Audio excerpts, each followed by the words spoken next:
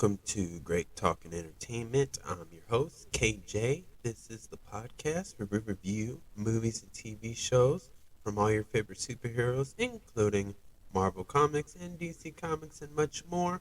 Please subscribe to our YouTube channel, Great Talking Entertainment official channel, baby. Let's go. Now, as we continue on the new Disney Plus series, She-Hulk, Attorney at Law. This is an episode 3 review, and it's a spoiler. So if you have not seen this, please pause this, hit me a thumbs up, go watch it, and then come back and check out my review, because I don't want to spoil anything you have not seen, so you have been warned. So let's get into it. Episode 3 continues on from episode 2 where it left off, when the world finds out Abomination has escaped from prison, showing the battle between Wong and Abomination from the Shang-Chi movie. While she's doing that, she also has to deal with the news of a person named Dennis, who she was once colleagues with and once almost had a romantic relationship with. Finds out he was tricked into dating Megan Thee Stallion, the one and only Megan Thee Stallion. Yes, the hottie, the baddie, you name it. She's got the name, but she's in the MCU, everybody. She made it. Congratulations. I think that's awesome. That's amazing, but that's not the Megan Thee Stallion that Dennis thought he was dating. And this episode is an exciting comedy with great cameos and reference from the MCU. It was such a great episode, just showing how She-Hulk and the other lawyers, but they gave a lot of court scenes where not a lot of action packed, but a lot of battling on the court, defending each client from different viewpoints, whether it was from She-Hulk or Pug, you name it, they was all in there. It was like a Law and Order episode, but as the MCU version of it. And I think it's an episode where everybody's still talking about it today as we're recording because of that post-credit scene of Megan Thee Stallion and She-Hulk twerking. Yes, She-Hulk is the first MCU female character to twerk in a Marvel show or film, so she's got it. Now, let's start with the first topic. We have She-Hulk. Now, in the first, how this episode begins, she breaks the fourth wall, and she talks about how everybody came here to watch this episode to see Wong, but she's reminding everybody this is the She-Hulk. She's the star, and I think that's really funny because it's a little way of Marvel making fun of themselves, how they've been ever since the Disney Plus streaming service launch, and how all their Disney Plus original series have been, where it's a show about a particular character, but then they add these big, almost big, kind of big MCU character. But I think Wong is, I would consider a big MCU cameo appearance because, well, one, he was in the Spider-Man movie, and of course Doctor Strange. And that's like Doctor Strange's right-hand man, as in like a lot of the MC characters have a right-hand man or a right-hand woman or a team, and et cetera, et cetera. So I think Wong was a big deal, and they just kind of made fun of it because, a lot of people were excited to see Wong and hear the explanation between how this is connected to the Shang-Chi movie, and yeah. So, hardcore Marvel fans, including myself, I'm guilty of that. But I am enjoying the She-Hulk series so far. It's a great episode. I really love the comedy in it. So I was going to put that out there. But back to the breaking fourth wall. This is what I get out of it. So she breaks the fourth wall twice, in the beginning of the episode. And then when, what's his name? Pug and her friend slash assistant, Nikki, who were all at the bar, and she broke the fourth wall, but they don't notice it. But somehow Bruce Banner, aka Hulk, he notices it when she breaks the fourth wall.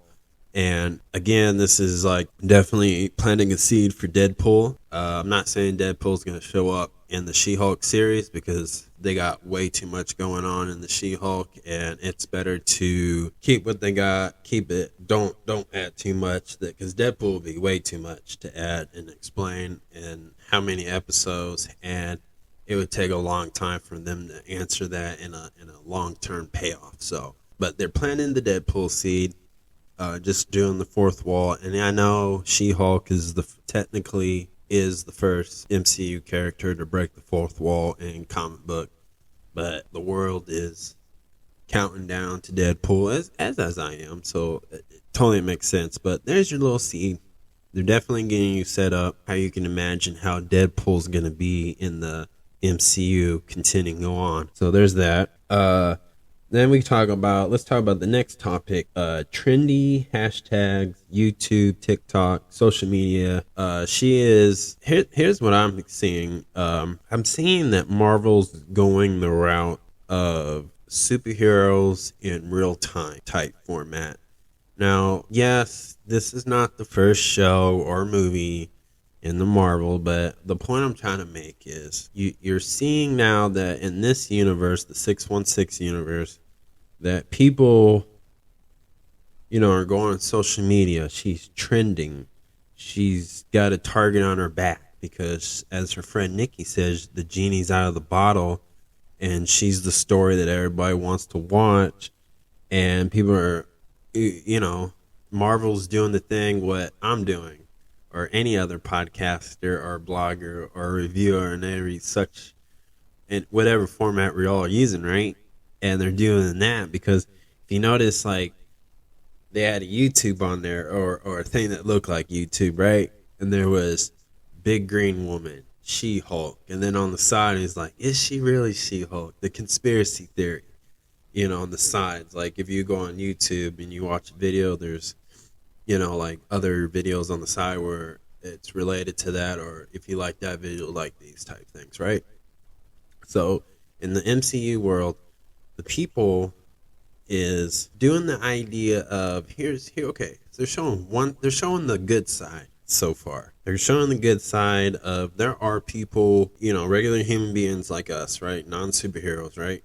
Who are very supportive of the Avengers, who are supportive of She-Hulk, who are supportive of Miss Marvel, right? And this is another seed they're planting because, okay, this episode might show people who support. Now, in the Miss Marvel, they did show a tiny bit of people who were against superheroes, but they're definitely saving that side of the coin of people who are against superheroes / vigilantes, right? Okay, and I want to believe they're saving that side of the coin for a movie, for the next Marvel movie, whichever one that may be. There could be there's a ton of Marvel movies that are coming out that may or may not have that already in their plot, in the storytelling.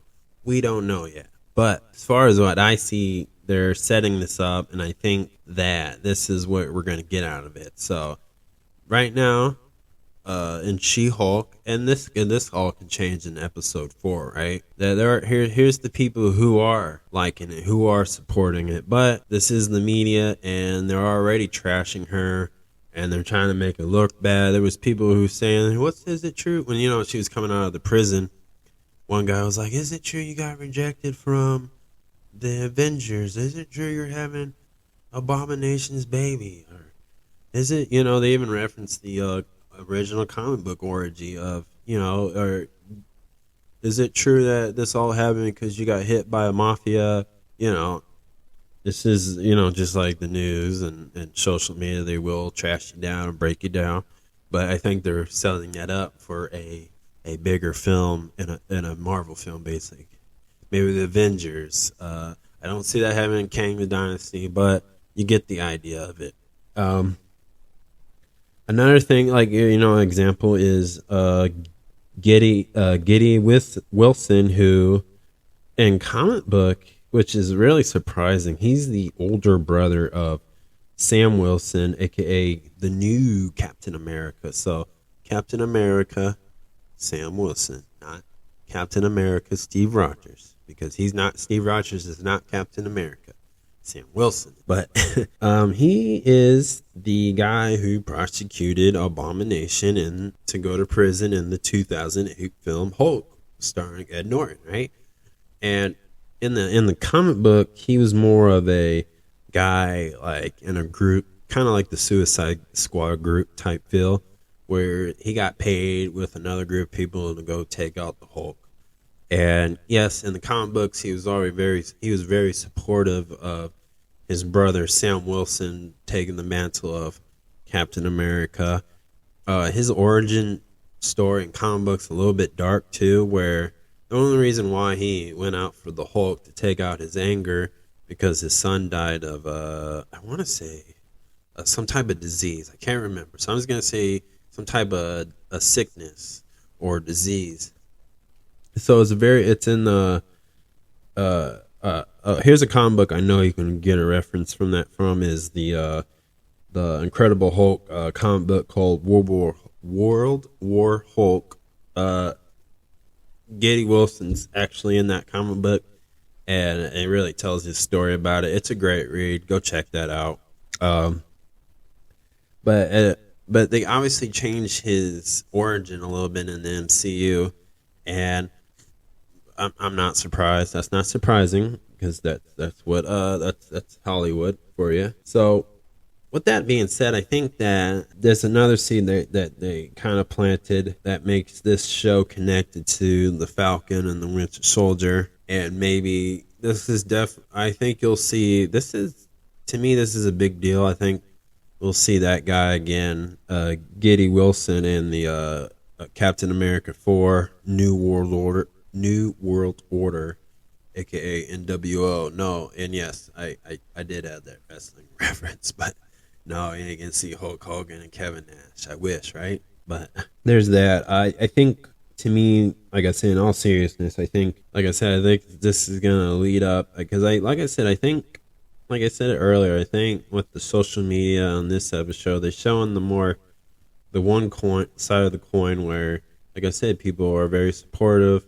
But like I said, I think they're saving the other side of the coin, which is the negative, the hate, the haters, whatever, for this, because I think this is going to be a long-term payoff for the MCU in the next couple of phases, I believe, because everything go good, but like everything goes bad in a movie, right? So story-wise, so there's that.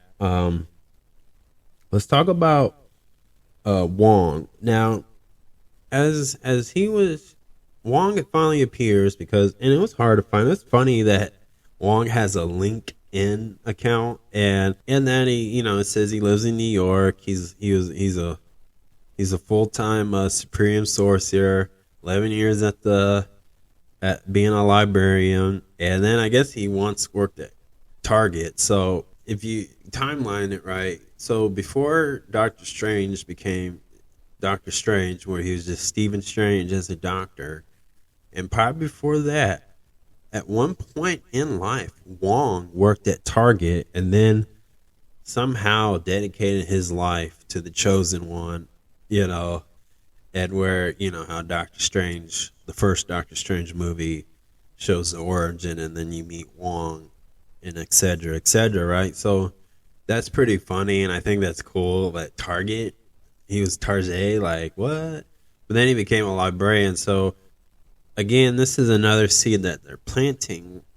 But I think in comic books, Wong has a much deeper, darker story. And I can't remember all of it. But if you just look up, like, Doctor Strange comic books, or just, you'll see it. I mean, Wong has a huge story. And it seems like they're gonna at some point, MCU's teasing the idea of sharing that story in a live action, whether it's on the Disney Plus or the movies. So in my opinion, I think this is the way that they're setting this up. They got something big. And another thing with Wong, like I said, this is why I think Wong is such a big MCU character to show up on a Disney Plus series like this, is because, like I say, because he just referenced the Spider-Man, aka Peter Parker, right? So he remembers that Doctor Strange did the spell where he erased everybody's memory of knowing Spider-Man's secret identity, which is Peter Parker, right? and he said it was very messy. And then I think it's really cool that, because then he referenced, like how they're gonna punish Abomination. He said, "Oh, let's send him to the mirror world. Let's send him to the shadow. Let's send him to this." Now, there's so many dimensions, but these are all callbacks to past Marvel films with Doctor Strange and obviously Spider-Man No Way Home. And so now we know this is still a thing. They're still telling that story within a Disney Plus series for just a couple of minutes, right? And then they talk about Abomination, and he explains that he was using him to train so he'd become a better, superior sorceress, the leader. He's trying to be at his best. And he did admit that Abomination did come back to prison willingly. And I think that's kind of nice, but very questionable. And then when Wong goes to court, they're like, you're a criminal. And then Wong just leaves. So I think they're done with Wong. This sets up something. Another thing I want to see, they may be teasing that Wong may have a love interest. And it seems like all the Marvel characters in the MCU has a love interest. Is Nikki and Wong gonna hook up? I would say yeah. I think they would. I think they would. Wong would have a happy ending, but I think Doctor Strange is gonna have a sad ending to the conclusion of the Doctor Strange saga when they're done making Doctor Strange films, basically, is what I'm trying to get at. But I could be wrong on that, but I would like to personally see Wong and the character Nikki hook up. That'd be cool. And then let's talk about Abomination.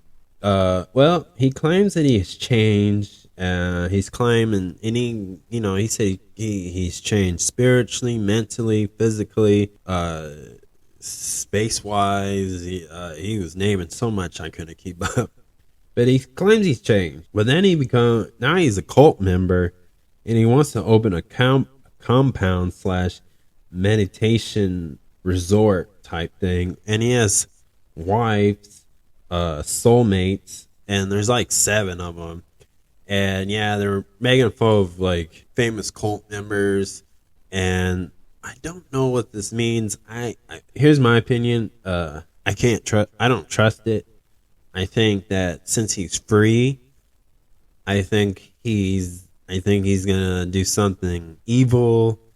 I think this is gonna lead up to the Thunderbolts, and I don't think he's really changed. I think that he's been playing. I think he fooled everybody.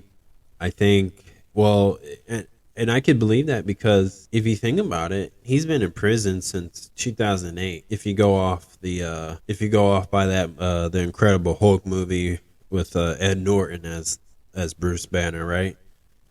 So if you go by that, which again, the MCU is reminding you that the Incredible, even though it's not Ed Norton, that movie is still canon to the MCU, no matter what you say, what you think.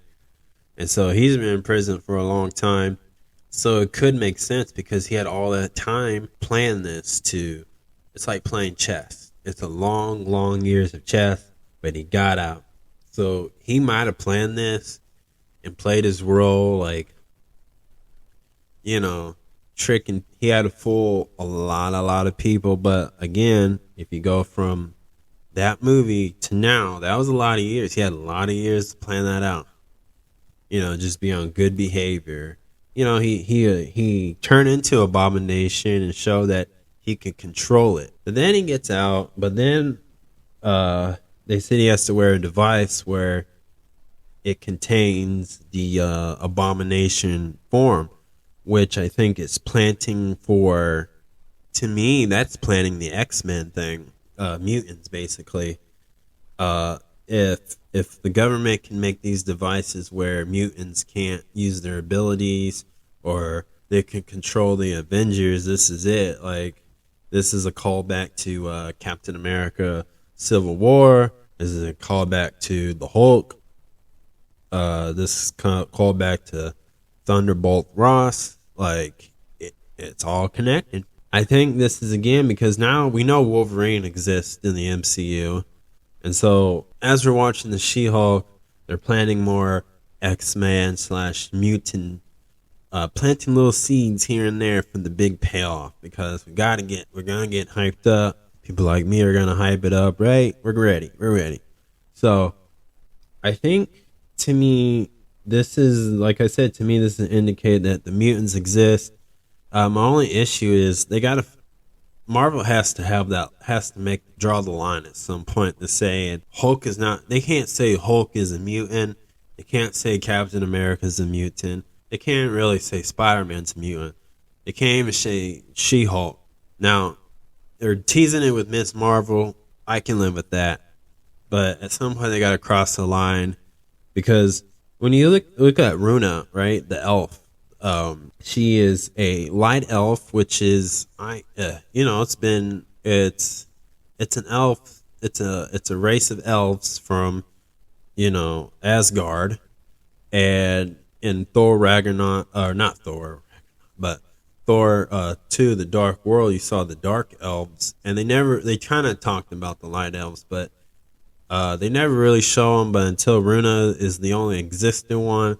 And they weren't really clear with any of the Thor movies or in the MCU so far where these elves been at since Asgard, aka the new Asgard. But they still exist and there's still some around. So there's nothing I can really say about her. All I can say is she's doing some low key stuff and doing the shapeshifter, being a trickster is what I'm trying to say. And that's all I can really say. But with that, I'm just saying, like, you can't say she's a mutant. You can't say that. I mean, I guess they could. Marvel could do whatever they want, right? But I'm just saying, like, that wouldn't make sense. If she's from Asgard, how could she be a mutant, So she couldn't. So my only concern is they got to draw the line at some point and say, these are mutants, these are not mutants. And I think that's very important because, like I said, always trying to introduce these characters is a big deal.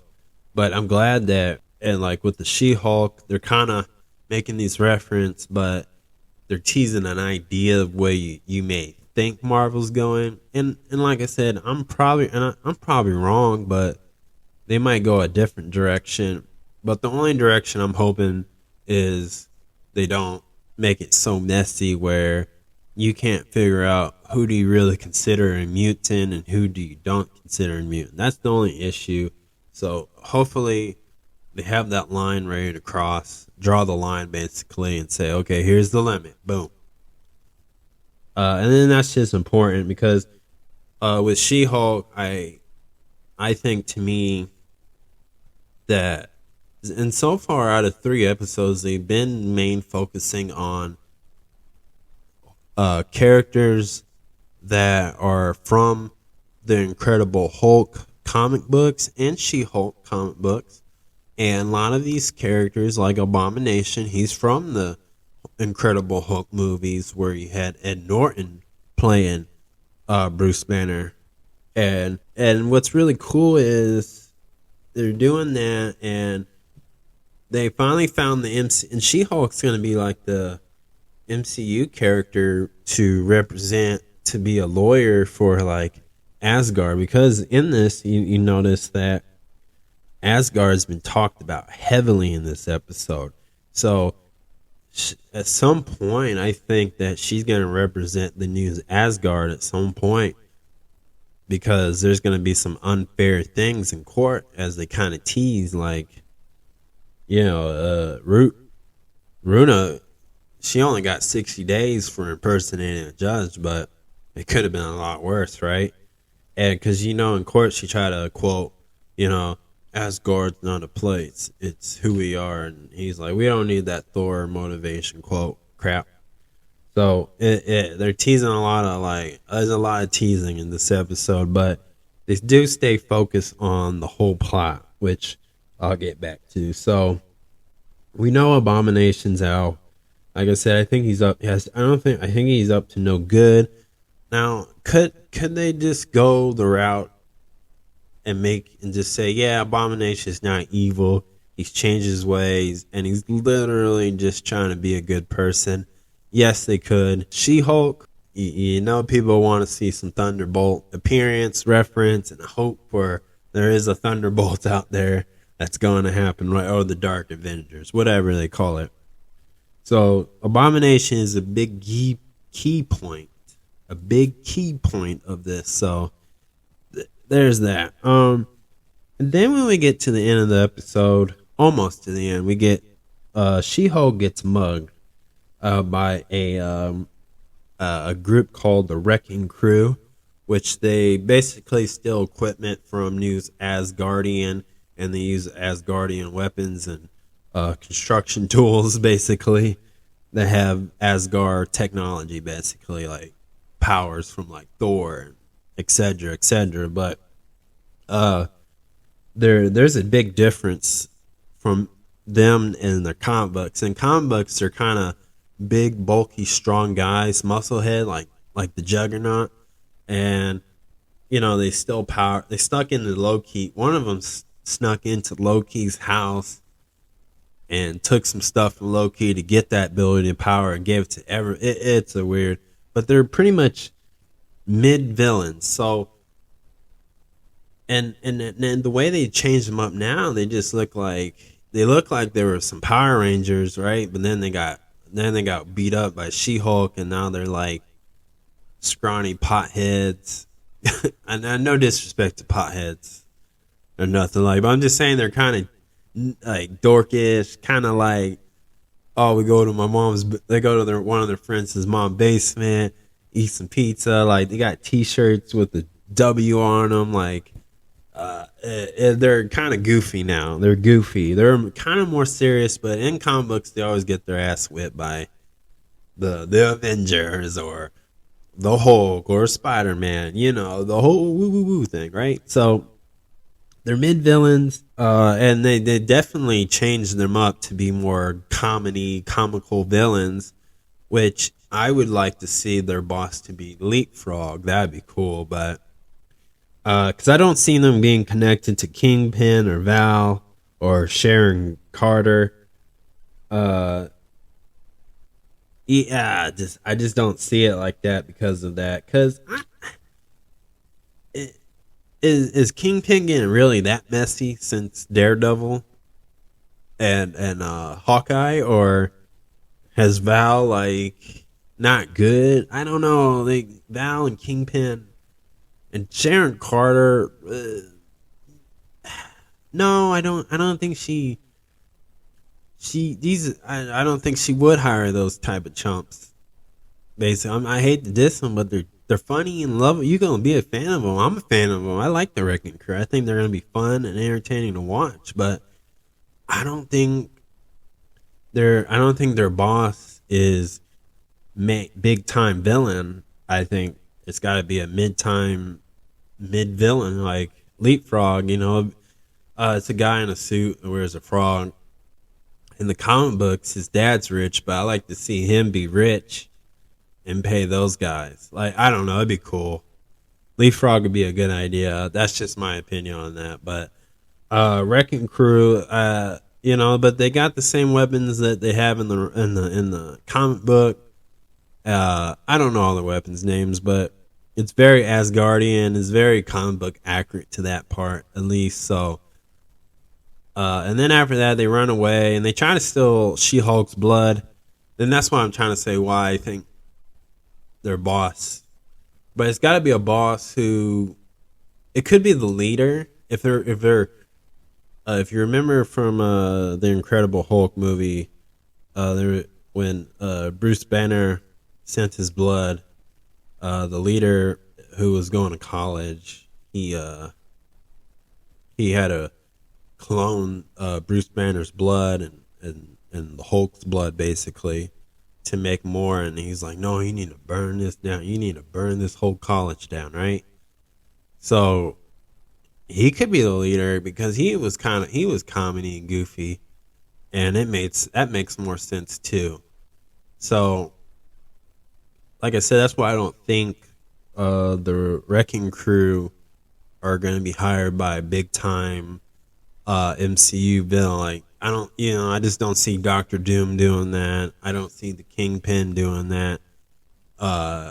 Norman Osborn, I don't see them doing that. I just see somebody like them. So that's why I like them. I think some of these characters will be in the Ironheart series. I can see that happening. But Marvel's going the comedy way with them, the goofy villain, which is fine. It makes sense. So, but other than that, after that, like she sees a reflection of herself in a car, and I think and she gave herself this look where she's like, okay, I want to be the superhero.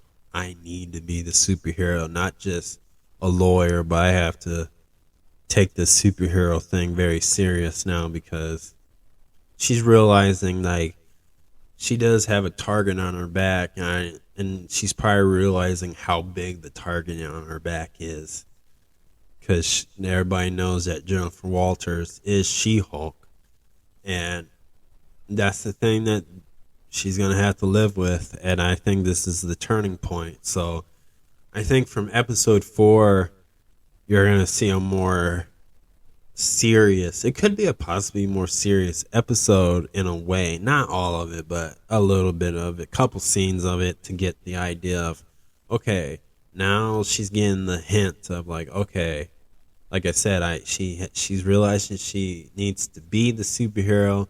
I think she wants to be the superhero now, and I think now we're getting the full formation of She-Hulk. So, and then we get to that last post-credit scene. She-Hulk and Megan Thee Stallion were twerking, and that is funny. It's amazing. It's beautiful.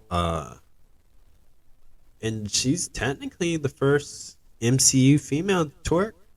I haven't seen Black Widow do it. I haven't seen any of the Captain Marvels. I haven't seen, Lady Thor didn't do it. So,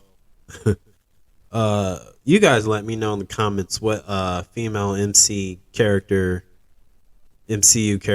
you want to see twerk. If they keep continuing, but let me know in the comments. I just want to know. But that's my review. If I had to give this whole episode 1 out of 10, I'm definitely giving it a 10. It was such a great episode. It was well balanced. Like, it was funny. Wasn't action packed, but it was very exciting. And they stuck to the plot while keeping the next teasing new things for future Marvel projects. And it wasn't too much of Wong. They gave us enough Wong. And then, Abomination is still an important character. I think he's still the main antagonist. And that's what I like about this episode. So that's my review. Thank you for listening. A big help would just, subscribe, hit that notification button, and just share with your friends and family so you can help my YouTube channel grow and kick the YouTube algorithm's butt. Because if you guys just share this and hit likes and, whatever, always subscribe. This helps other people to see my YouTube clips. So if you do that, guys, I would appreciate that. So thank you and peace.